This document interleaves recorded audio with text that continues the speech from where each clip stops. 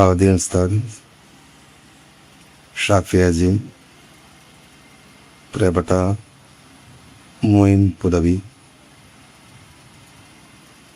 K Abubakar, ബാലൻ, K S Madhavan, Rajesh കോമറ്റു, പ്രിയപ്പെട്ട സഹോദരൻ Onampally Muhammad ബൈസി, P C സൈദുലവി, Rashid ഉദവി, പ്രിയപ്പെട്ട സഹോദരന്മാർ, സഹോദരിമാർ,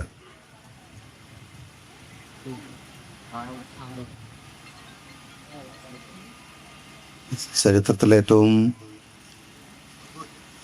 സമ്മോഹനമായ ഓർമ്മകൾ നിറഞ്ഞു നിൽക്കുന്ന ഒരിടത്താണ് ഒരു ചരിത്ര സെമിനാർ നടക്കുന്നത്. അതും മമ്പുറം തങ്ങളുടെ വീട്ടിൻ്റെ മുറ്റത്ത്. മമ്പുറം തങ്ങൾ ഓർമ്മിക്കപ്പെടുകയോ വായിക്കപ്പെടുകയോ ചെയ്യുന്നത് ഈ പ്രദേശത്തിലെ ഈ പരിസരത്തിൻ്റെ മാത്രം ഒരു ആളായിട്ടല്ല എന്നത് നമ്മൾ ഓർമ്മിക്കേണ്ടതാണ്.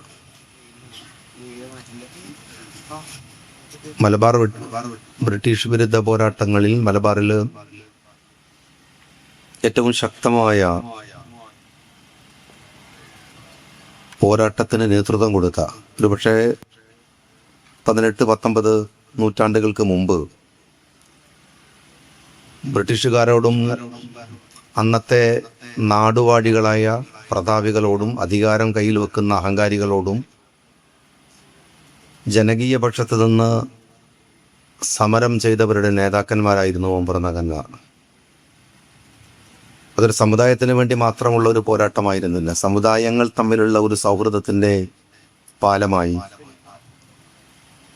ഈ പ്രദേശത്തിൻ്റെ പലയിടങ്ങളിലും പള്ളികൾ ഉണ്ടാക്കാനും ദഴവത്തിൻ്റെ ഭാഗമായും മമ്പുറം തങ്ങൾ സഞ്ചരിക്കുമ്പോഴൊക്കെ തന്നെ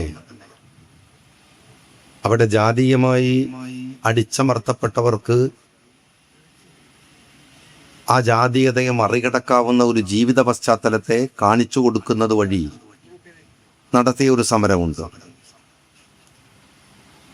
ജാതീയതക്കെതിരായിട്ടുള്ള സംസാരങ്ങളും പ്രക്ഷോഭങ്ങളും അങ്ങനെ അത്തരത്തിലുള്ള പ്രതിരോധങ്ങളൊക്കെ കുറെ നടന്നിട്ടുണ്ടാവുന്നത്. പക്ഷെ അത്തരത്തിലുള്ള പ്രതിരോധങ്ങൾ മാത്രമല്ല, മറിച്ച് അവരെ സമൂഹത്തിന്റെ മുഖ്യധാരയിലേക്ക് കൊണ്ടുവരാവുന്ന ഇടപെടലുകൾ, അവരുമായുള്ള നിരന്തരമായ സമ്പർക്കം, അവരുടെ ജീവിതത്തിലെ വലിയ ദുരിതങ്ങളെ അകറ്റിമാറ്റാനുള്ള പരിശ്രമങ്ങൾ, അതോടൊപ്പം തന്നെ അവർക്ക് അവരുടെ തൊഴിലിടങ്ങളിൽ ഉറച്ചു നിൽക്കാൻ അവർക്കെല്ലായിടത്തും വരാൻ കഴിയുന്ന,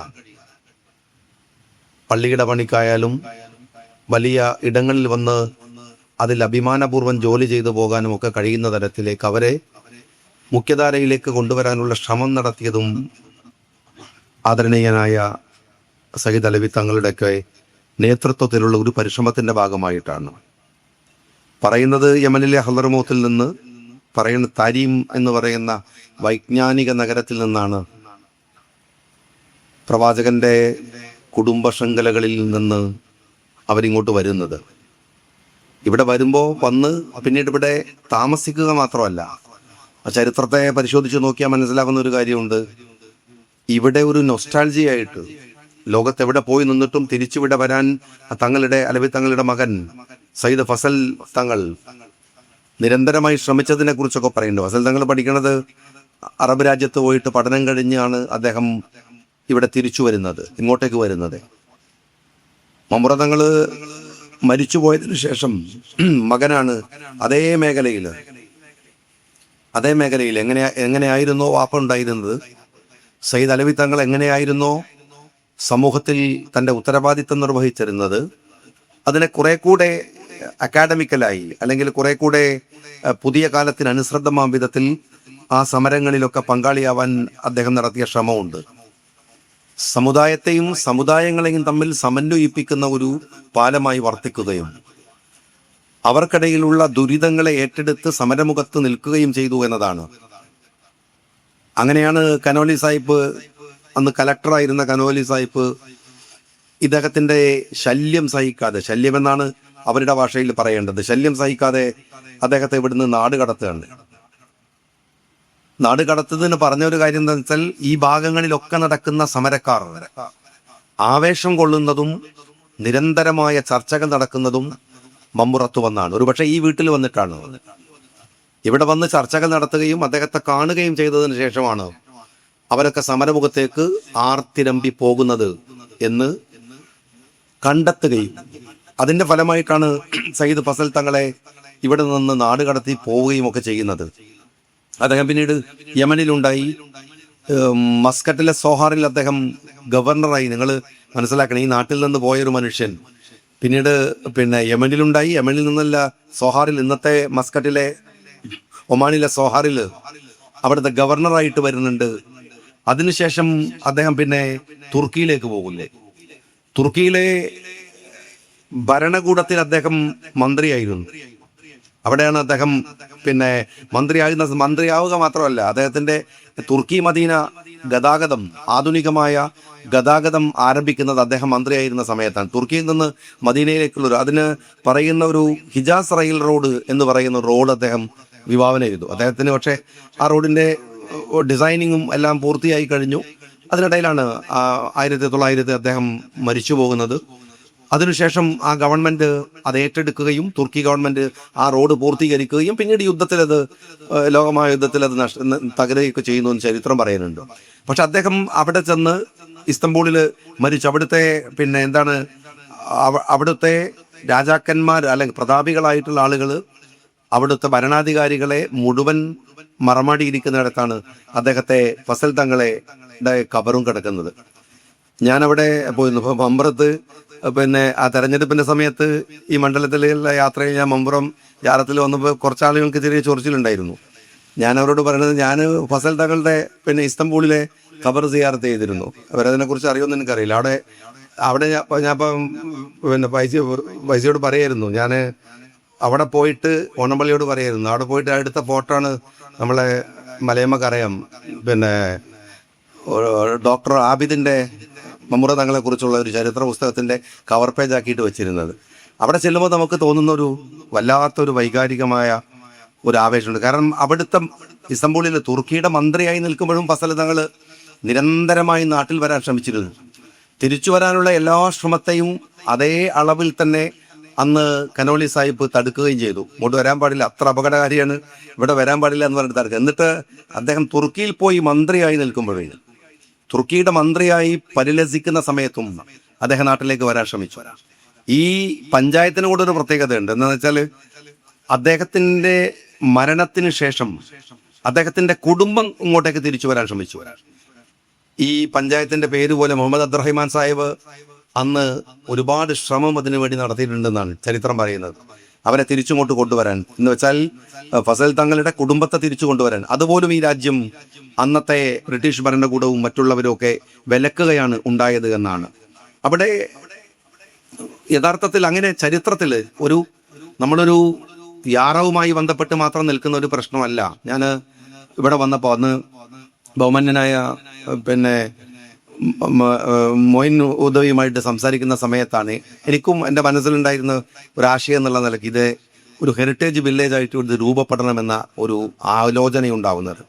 ഇന്നലെ ബജറ്റ് വരുന്നതിന് മുമ്പ് മുഖ്യമന്ത്രിയുമായി ഞങ്ങൾ സംസാരിച്ചിരുന്നു.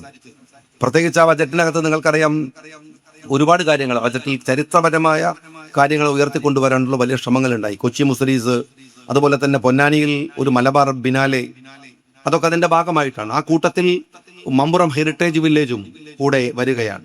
നമുക്കറിയാം, ഇത് ഒരു മതത്തിന്റെയോ ഒരു പ്രത്യേകമായ വിഭാഗത്തിന്റെയോ മാത്രം ഒരു ചരിത്രമല്ല മമ്പുറം തങ്ങളുടേത്. വിശാലമാണ്. തൊട്ടപ്പുറത്തൊരു ക്ഷേത്രമുണ്ട്. ഒരു പാത്ത് ഓഫ് ഹാർമണി എന്ന പേര് വെച്ച് ഇവിടുത്തെ ആളുകൾക്ക് മുഴുവൻ നാളത്തെ ചരിത്രത്തെ ആളുകൾ വായിക്കുമ്പോൾ ഒരിക്കലും മലബാറിന്റെ രാഷ്ട്രീയ ചരിത്രമോ മലബാറിന്റെ സ്വാതന്ത്ര്യ സമര ചരിത്രമോ എങ്ങനെ വായിച്ചാലുമായി അതിന്റെ ഒരേടിൽ നിന്ന് പോലും മായ്ച്ചു കളയാനാവാത്ത പേരാണ് മമ്പുറം തങ്ങന്മാരുടെ പേരും ചരിത്രവും എന്ന് പറയുന്നത്. അതുകൊണ്ടാണ് അങ്ങനെ ഒരു ബജറ്റിനകത്ത് ആ വില്ലേജ് കൊണ്ടുവന്നത്. ഞാൻ ഇന്നലെ സംസാരിക്കുമ്പോഴും പറഞ്ഞു, അത് ചരിത്രത്തിലെ ഒരു ഇടവേള. പ്രത്യേകിച്ചിപ്പോൾ ഇന്നലത്തെ ബജറ്റ് പരിശോധിച്ചാൽ നിങ്ങൾക്ക് മനസ്സിലാവും, ഒരു ജലഗതാഗതവുമായി ബന്ധപ്പെട്ട തുറമുഖ വിപുലീകരണത്തിന്റെ ഒരു മാരിടൈം ബേസ്ഡ് ആയിട്ടുള്ള അതിൽ പ്രാധാന്യം കൊടുത്ത ഒരു ബജറ്റായിരുന്നു ഇന്നലെ വന്നത്. മമ്പുറം തങ്ങളുടെ ചരിത്രം പരിശോധിക്കുമ്പോൾ അറിയാം, അദ്ദേഹത്തിന്റെ യാത്രകൾ ഏറ്റവും കൂടുതൽ നടന്നിരുന്നത് ഇവിടുത്തെ ഉൾനാടൻ കടലുണ്ടി പുഴയുടെ ഉൾനാടൻ ഭാഗങ്ങളിൽ ജലഗതാഗതമാണ് അദ്ദേഹം ഉപയോഗിച്ചത്. ഇന്നലെ ബജറ്റിനകത്ത് പറയുന്നുണ്ട് സമുദ്ര ജലഗതാഗതം, അതുപോലെ തന്നെ ഉൾനാടൻ ജലഗതാഗതം ഇതിന്റെയൊക്കെ ഒരു കണക്ടിവിറ്റിയെ കുറിച്ച് പറയുന്നുണ്ട്. അങ്ങനെ പറയുന്ന ഒരു ബജറ്റിന്റെ തൊട്ടു പിറ്റേ ദിവസമാണ് ഞാൻ നിങ്ങളോട് സംസാരിക്കുന്നത്. ഉൾനാടൻ ജലഗതാഗതത്തിന്റെ ഒരു കണക്ടിവിറ്റിയെ അതിമനോഹരമായി നൂറ്റാണ്ടുകൾക്ക് മുമ്പ് കാണിച്ചു തന്നിരുന്ന ഒരു മഹാൻ കൂടിയായിരുന്നു ഈ മമ്പുറം തങ്ങന്മാരെന്ന് പറയുന്നത്. അവരുടെ യാത്രകളൊക്കെ ഉപയോഗിച്ചിരുന്ന ഈ ജലഗതാഗതമാണ്. അത് തിരിച്ചു വരുമ്പോൾ അതിന് ചരിത്രപരമായ പ്രാധാന്യമുണ്ട്. അതുകൊണ്ട് ഈ നാട്ടിലെ ഇവിടെ മൊത്തത്തിലുള്ള ഒരു മാറ്റം വരുത്താൻ ഈ ചരിത്രത്തെ ഉൾക്കൊണ്ടുകൊണ്ട് ഈ ചരിത്രമുറങ്ങുന്ന വീടൊക്കെ ഉൾപ്പെടുത്തിക്കൊണ്ടുള്ള ഒരു ചരിത്ര വിദ്യാർത്ഥികളെന്ന് ലോകത്തിൽ നിന്ന് ആര് റിസർച്ച് ചെയ്യാൻ ഇപ്പോഴും നിരവധി യൂണിവേഴ്സിറ്റികളിൽ നിന്ന് ഇവിടെ വരുന്ന ആളുകളുണ്ട് മമ്പുറം തങ്ങളെ കുറിച്ച് പഠിക്കാൻ.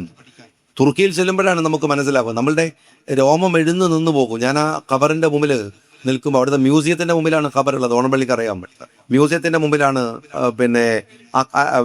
അദ്ദേഹത്തിന്റെ ഖബർ നിൽക്കുന്നത്, ആ ഖബർ നിൽക്കുന്നത്. അവിടെ നമ്മൾ സിയാറത്ത് ചെയ്യുമ്പോൾ നമ്മളുടെ മനസ്സിനകത്ത് വരുന്ന ഒരുപാട് ചിന്തയുണ്ട്.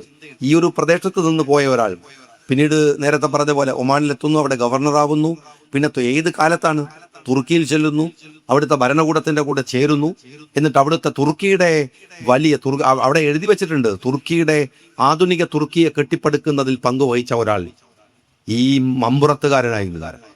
അദ്ദേഹത്തെ വിസ്മരിക്കുക എന്നത് പോയിട്ട് അദ്ദേഹത്തെ മാറ്റി നിർത്തിയിട്ട് ഒരു ചരിത്രം വായിക്കാൻ പോലും നമുക്കാവില്ല. അങ്ങനെ ഒരാളെ കുറിച്ച് അങ്ങനെ ഒരു ചരിത്ര മുഹൂർത്തത്തിൽ പങ്കാളിയാവാനും അതിന് കഴിയാവുന്ന വിധത്തിൽ ഇടപെടാനും കഴിഞ്ഞു എന്നത് ഒരു പൊതുജീവിതത്തിലെ ഏറ്റവും വലിയ അനുഗ്രഹമായിട്ടാണ് ഞാൻ വിചാരിക്കുന്നത്, ഏറ്റവും വലിയ സന്തോഷമായിട്ടാണ് ഞാൻ വിചാരിക്കുന്നത്.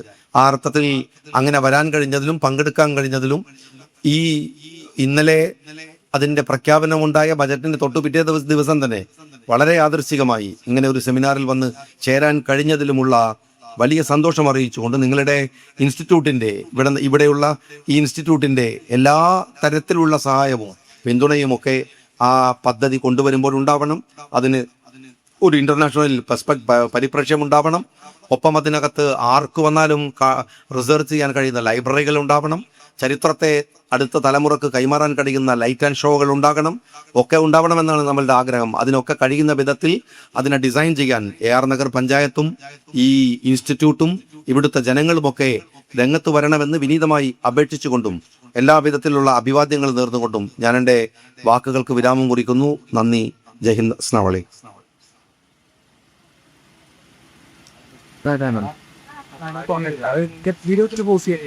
ഇനി 1-2 അവാർഡ് ദാനങ്ങളാണ്.